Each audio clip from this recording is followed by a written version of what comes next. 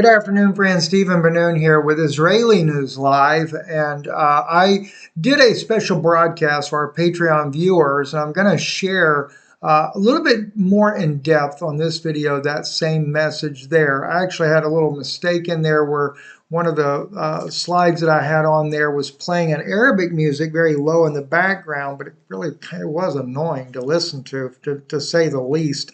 But maybe not for our Arab viewers, they may have liked the sound.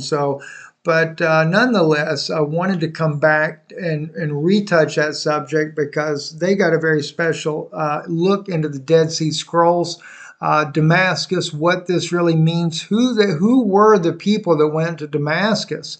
And the Dead Sea Scrolls clearly does spell that out.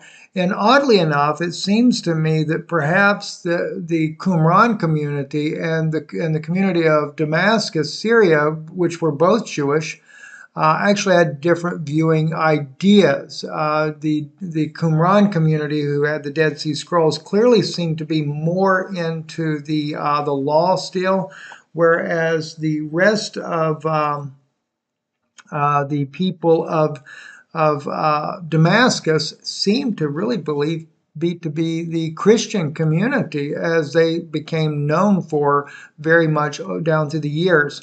And we have this famous prophecy in Isaiah 17 that Damascus would be a ruinous heap. And some of these pictures are Damascus, some are Aleppo, some are Homs. But just when you begin to look at Syria after all these years of war, it's exactly what's happened in this country here. This is, a horrible picture of a country that is just left in ruins. It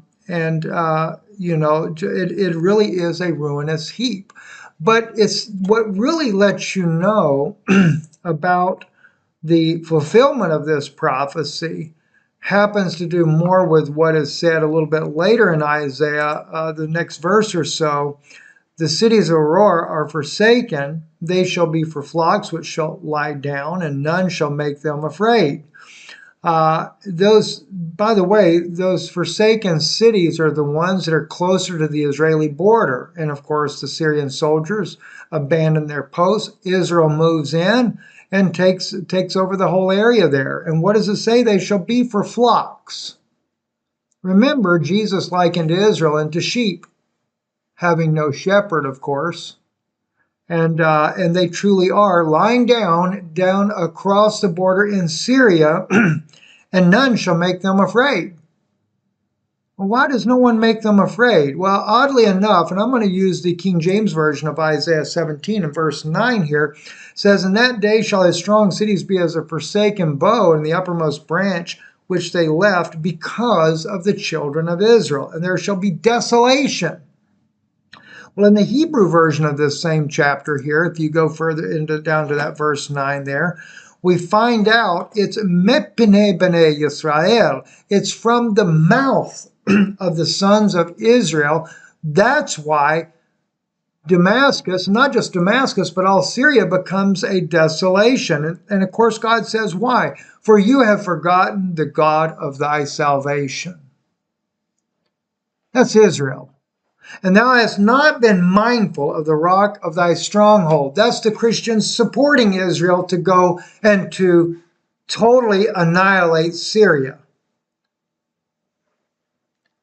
And it says, therefore you did plant plants of pleasantness and did set it up with slips of a stranger.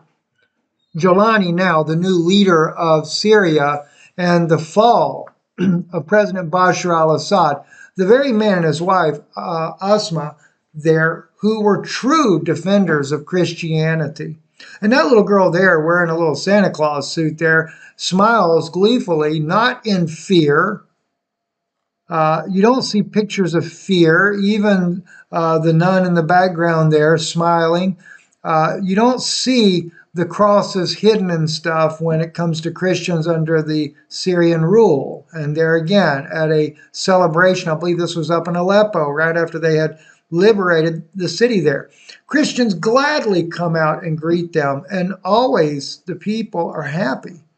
They were very happy, even though the top of their church had been blown out by the very jihadists that had taken over this land there. They were still nonetheless happy as long as President Bashar al-Assad and his wife were there. And by the way, I'm going to show you in just a moment. Well, let me just go ahead and show it to you now. Let's see if I can find the right article here. Here we go right here. This is from the Times of Israel. They're writing about it. And of course, they're already trying to make it look like the jihadists are so great people. And the article reads here, can Syria's dwindling Christian community survive under jihadi rebel rule? Once loyal to the regime, Syrian Christians have ostensibly joined the national celebration after ouster Bashar al-Assad. Can they trust the new Islamic ruler's pledges? Well, I would say no, they can't trust them. And of course, they show this old photo here as if everything's okay, because in reality, something that Richard Medhurst put on his post here recently, which I'm going to share that clip of that here. He shows you here the thugs, the Syrian thugs that are in there. Now they're with the Christian leaders. But notice the guy has to hide his cross under his jacket, the same as this one. And this one not even wearing his cross. These two, they're doing their pretentious smile. This guy here certainly in a dilemma over the fact that they are there.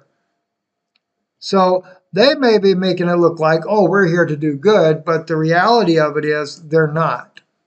And it's a huge difference between that and Bashar al-Assad and the Christian community. But he does say something I find interesting in the article. Anyway, the lightning power grab by the Sunni jihadi group Hayat Tahrir al-Sham in Syria has raised concerns about the fate of Christian minority in the country, numbering 1.5 million before the outbreak of the civil war, which is about 10% of the population. Within the span of a decade, their numbers dwindled dramatically. In 2022, there were only 300,000 left, or about 2% of the current population.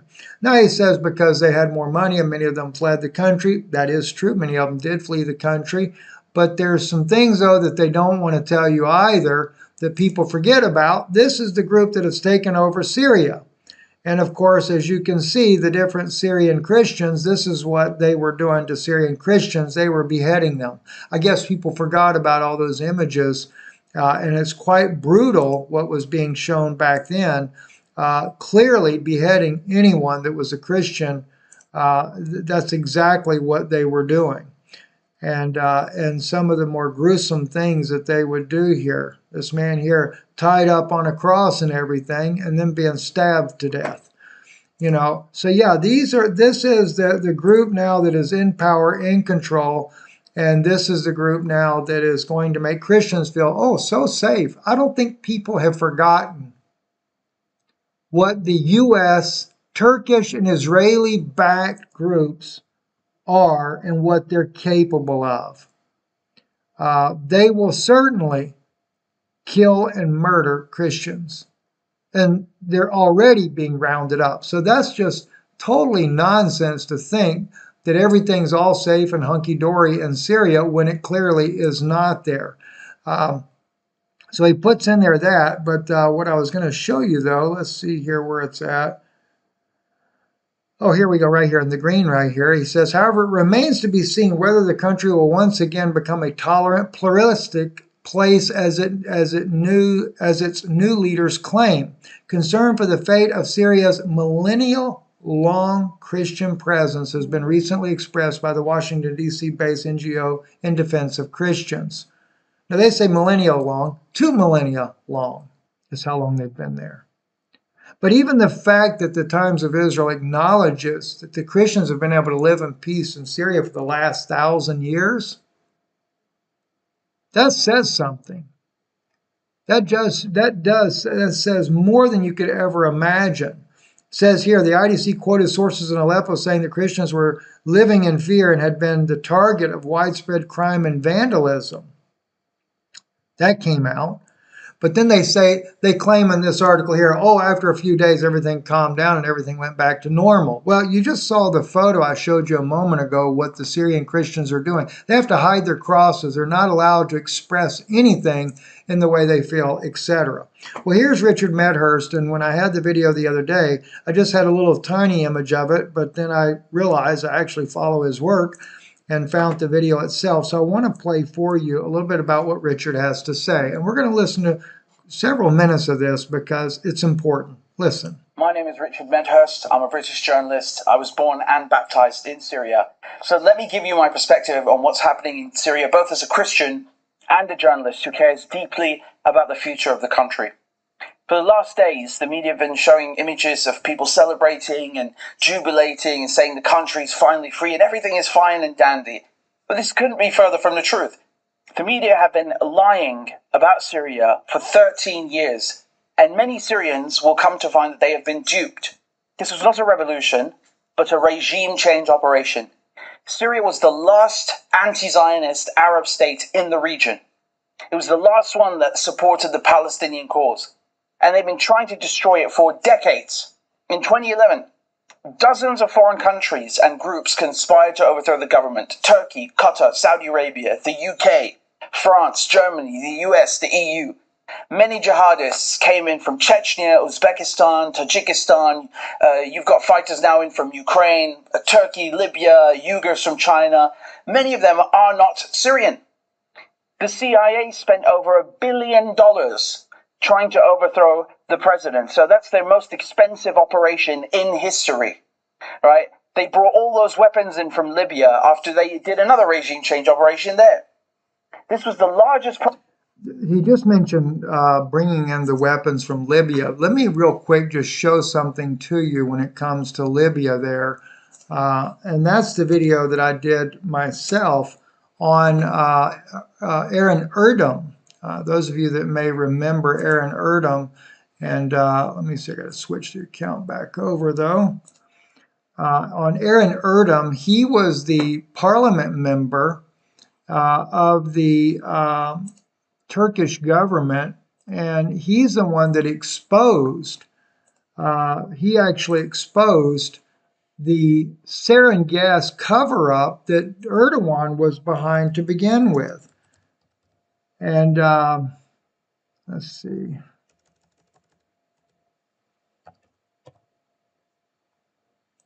Oh, goodness. You got to be kidding me. Let's see, sarin. Okay, maybe I'll have it in here somewhere. I think it's this, yes, this one right here, this video here. When I covered this, listen into this just for a brief second here.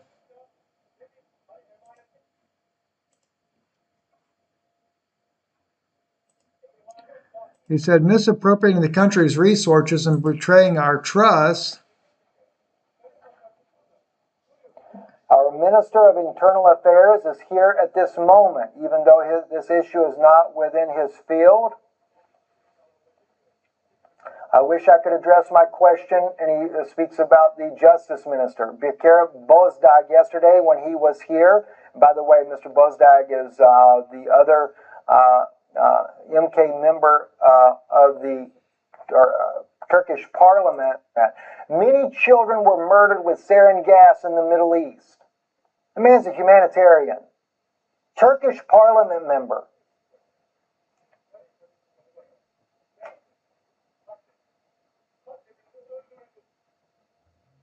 There were various accusations about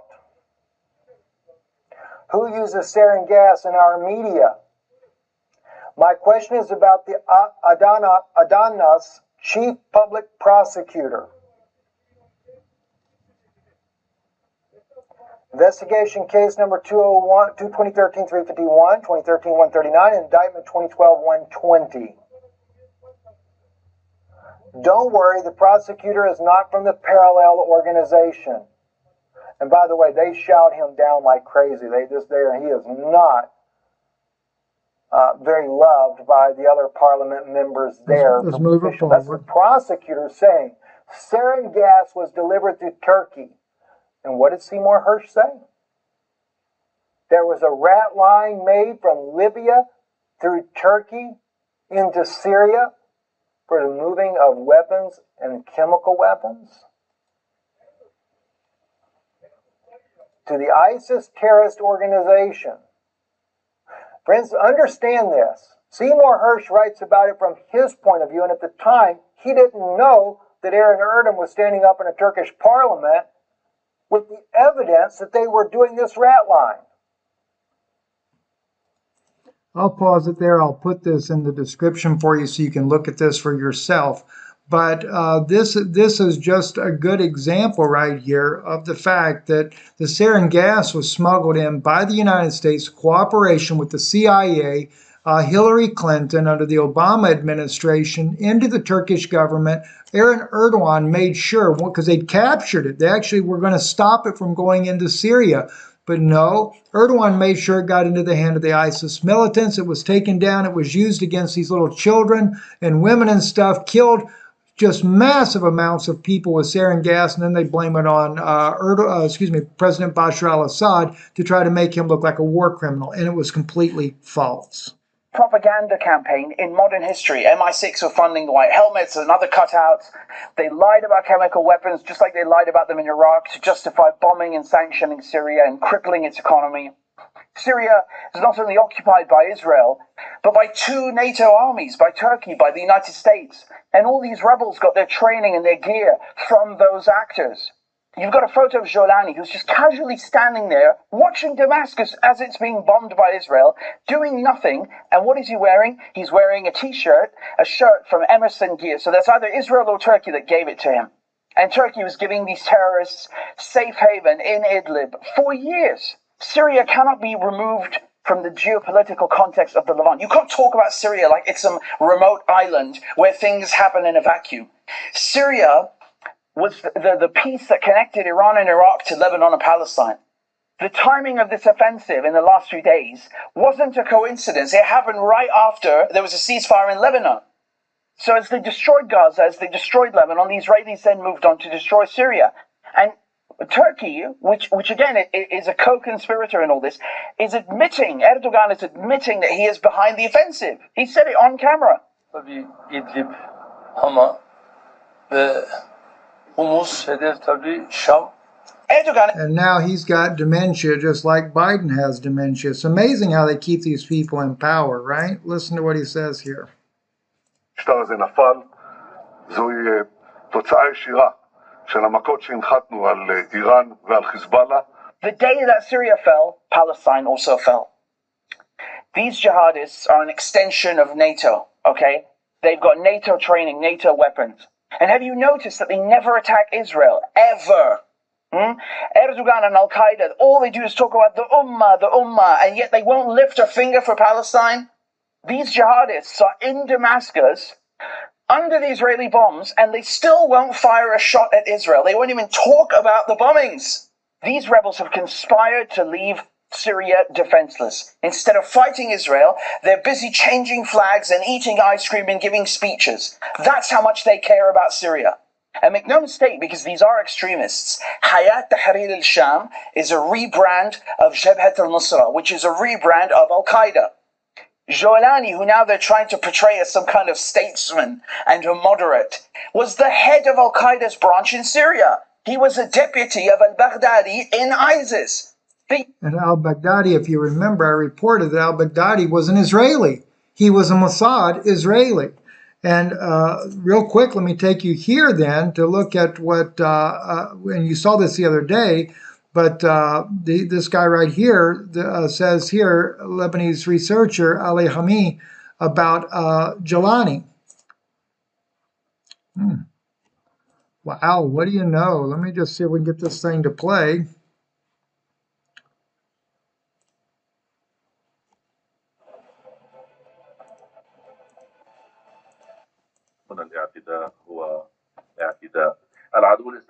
The Israeli enemy continues its attacks because its historical ideology, there were the killers of the prophets and so on. Notice that. He calls them the killer of the prophets.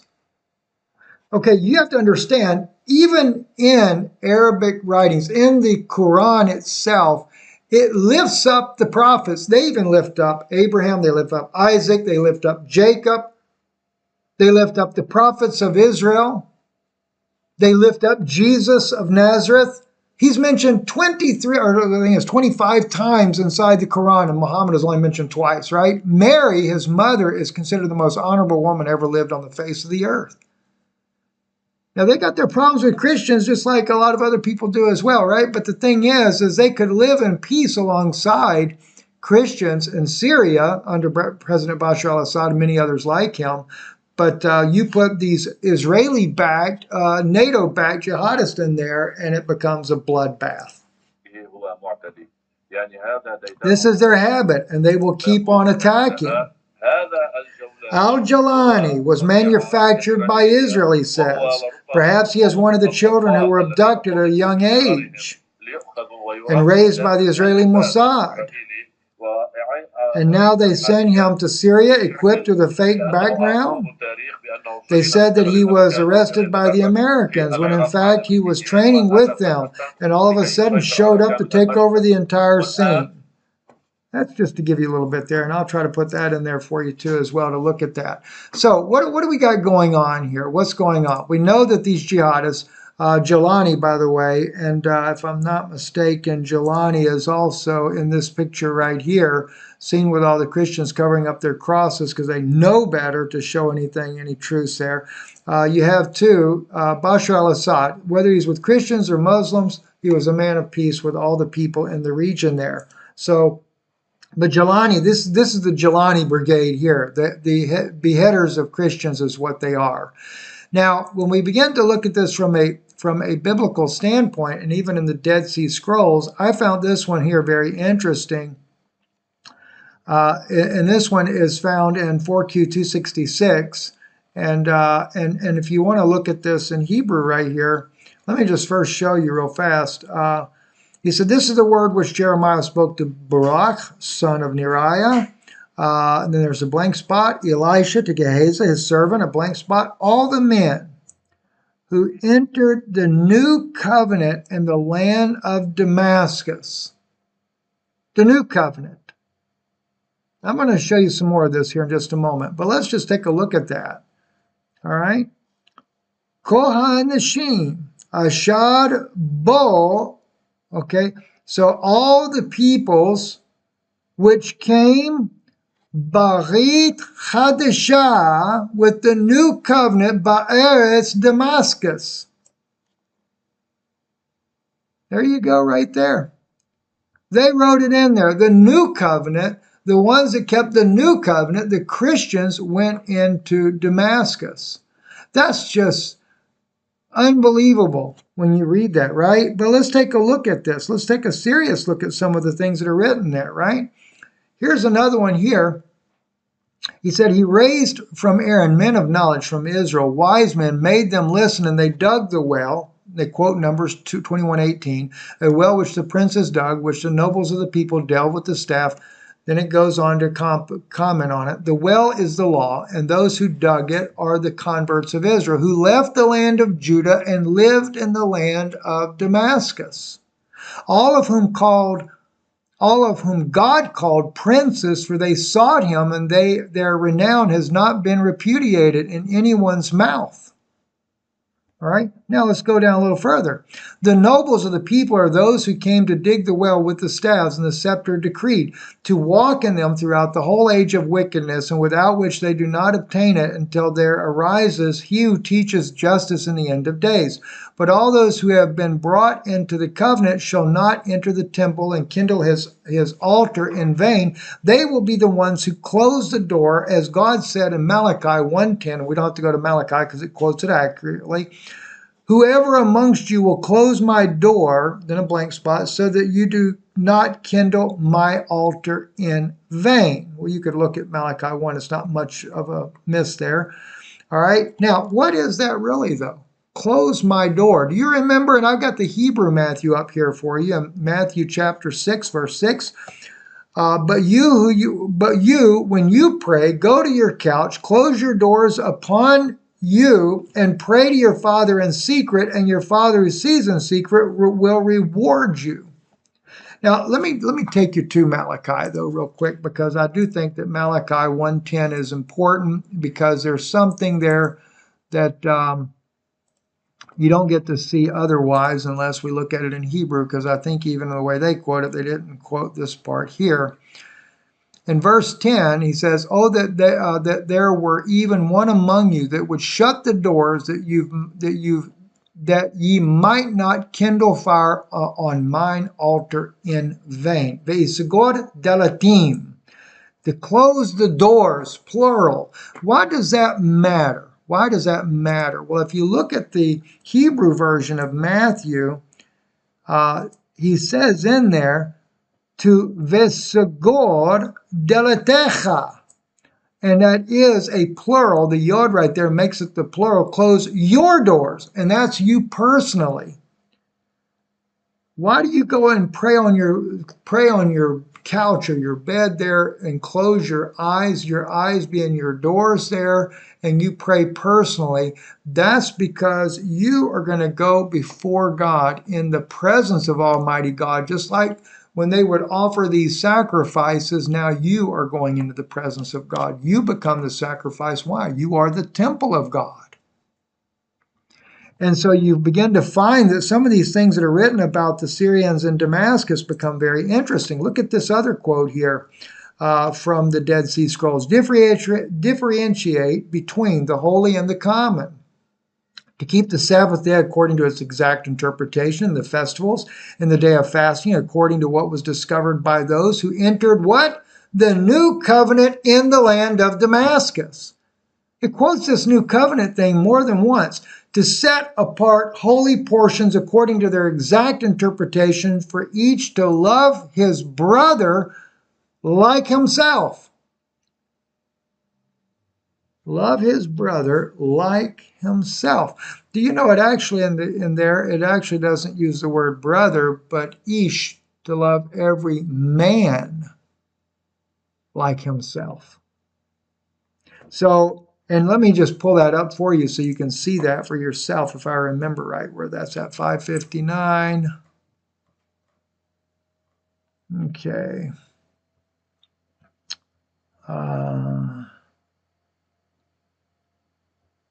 And let's see. I got to find the right verse where this is quoted at.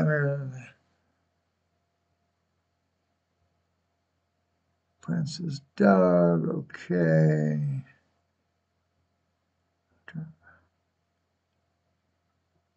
Well, let me go back and look and see what verse that's quoted from. Verse 19. That'll make it a little bit easier to find here. Let's see.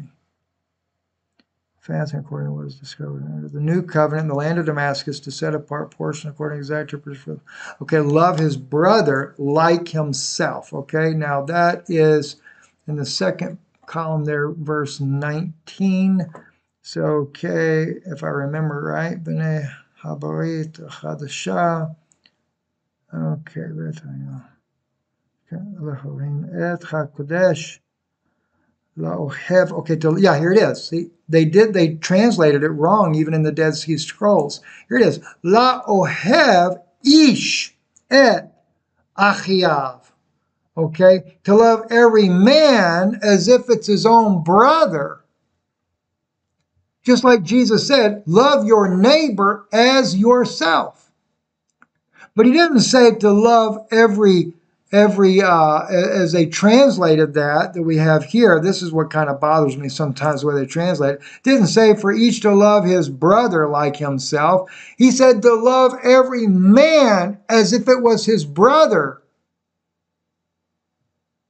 And then what do we have in the Bible as well? Matthew, we have this where Jesus makes that very same statement. This is when a Pharisee comes to tempt him, and he says, Master, which is the great commandment in the law? Jesus said unto him, Thou shalt love the Lord thy God with all thy heart, and with all thy soul, with all thy mind. This is the first and great commandment, he says. And the second is likened unto it, Thou shalt love thy neighbor as thyself. What do you know?